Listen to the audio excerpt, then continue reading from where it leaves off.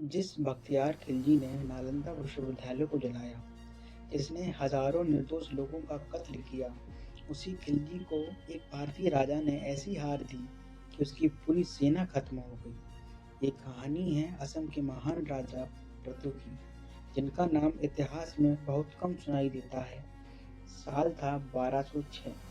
भारत के कई हिस्सों में तुर्क आक्रमणकारी हमला कर रहे थे। बख्तियार खिलजी बिहार और बंगाल में लूटपाट और विनाश कर चुका था, लेकिन जब उसने कामरूप यानी आज के असम की तरफ कदम बढ़ाए, तो उसे अंदाजा भी नहीं था कि उसका यह सबसे बड़ा और आखिरी अभियान साबित होगा। बख्तियार खिलजी पहले ही बिहार और बंगाल में तबाही मचा चुका था। इतिहास के अनुसार उसने नालंदा विश्वविद्यालय और विक्रमशिला विश्वविद्यालय को नष्ट किया। हजारों पांडुलिपियां जलाई गईं। ज्ञान के सबसे बड़े केंद्र राख में बदल गए।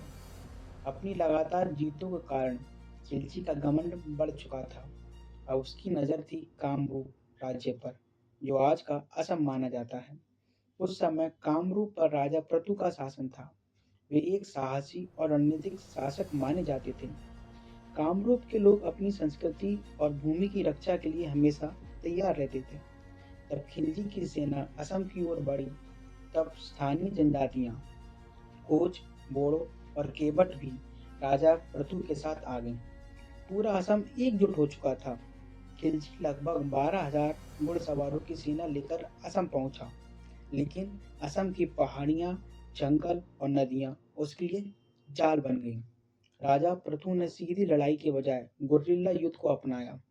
तुर्क सैनिकों पर अचानक हमले किए गए, रास्ते काट दिए गए, खाने और रसद की सप्लाई रोक दी गई। खिलजी की सेना धीरे धीरे टूटने लगी। जब खिलजी ने पीछे हटने की कोशिश की, तब असली विनाश शुरू हुआ। राजा प्रतु की सेना ने भागती हुई तुर्क सेना पर हमला कर दिया। कई सैनिक मारे गए और सैकड़ों नदी में बह गए। इतिहास के अनुसार खिलजी की विशाल सेना लगभग समाप्त हो चुकी थी। वह खुद किसी तरह जान बचाकर भागा। यह वही खिलजी था जो खुद को अजय समझता था। असम से हारकाट लौटने के बाद खिलजी पूरी तरह टूट चुका था। वह बीमार पड़ गया। उसकी शक्ति खत्म हो चुकी थी। कुछ समय बाद उसके ही एक सेनापति ने उसकी हत्या कर दी। इस व्यक्ति ने भारत में आतंक फैलाया था। उसका अंत अपमान और हार के साथ हुआ। राजा प्रतु की कहानी आज बहुत कम लोगों को पता है, लेकिन उन्होंने दिखा दिया कि जब मातृभूमि की रक्षा की बात आती है, तो साहस, रणनीति, एकता सबसे बड़ी ताकत बन जाती है। अगर आप ऐसी भूली बिसरी भारतीय गाथाएं सुनना चाहते हैं, तो इस चैनल को अवश्य सब्सक्राइब करें।